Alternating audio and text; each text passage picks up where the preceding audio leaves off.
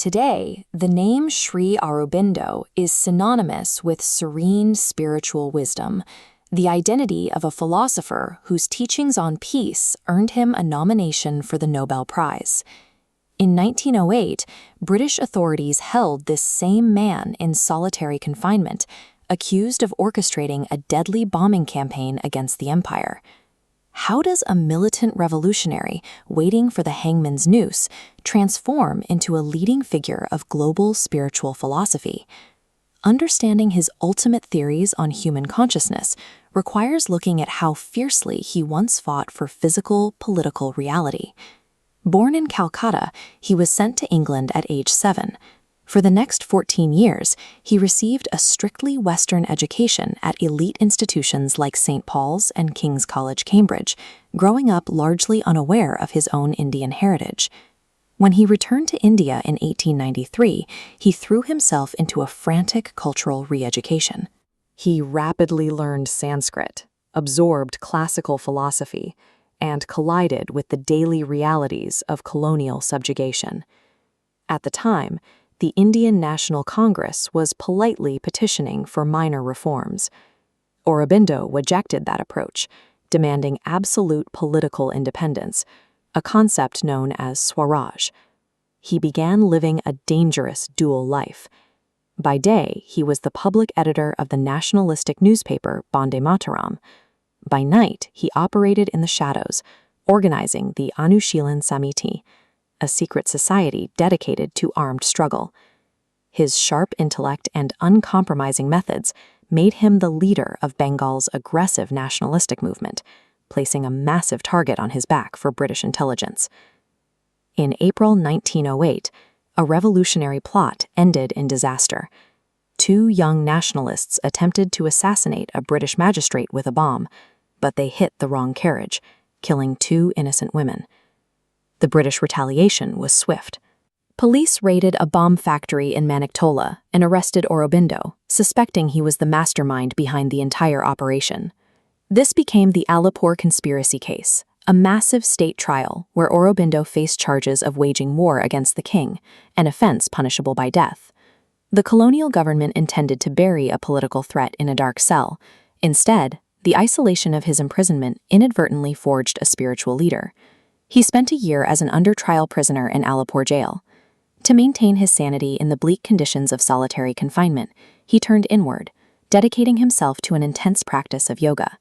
In that cramped cell, he experienced a psychological shift. He reported seeing the divine, specifically the deity Krishna, manifesting in the physical reality around him. He saw Krishna in the iron bars of his cage, in the faces of the prison guards, and even in the prosecuting judge. In 1909, after a grueling year-long trial, he was acquitted. His defense lawyer successfully argued that Aurobindo's extensive writings were philosophical explorations rather than instructions to build bombs.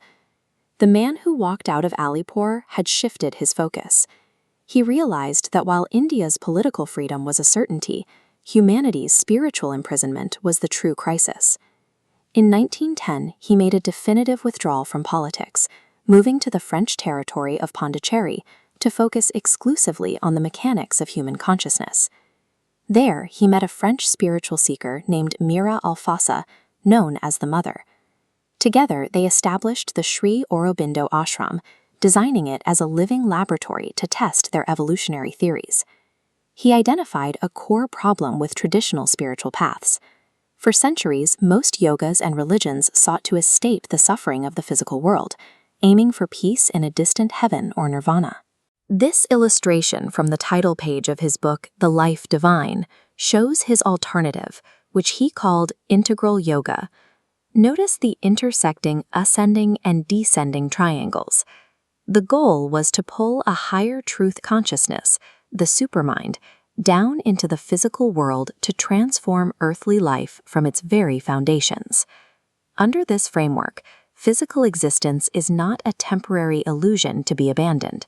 The material world is the active staging ground for our continued evolution. Aurobindo argued that just as life emerged from matter and mind emerged from life, the supermind is the next stage that must manifest through the human form. He saw spiritual enlightenment as a functional, biological development for the species. He mapped this new evolutionary psychology through an immense literary output.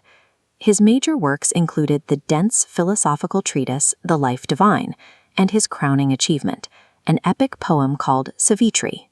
Savitri is a 24,000-line masterwork that took him decades to refine.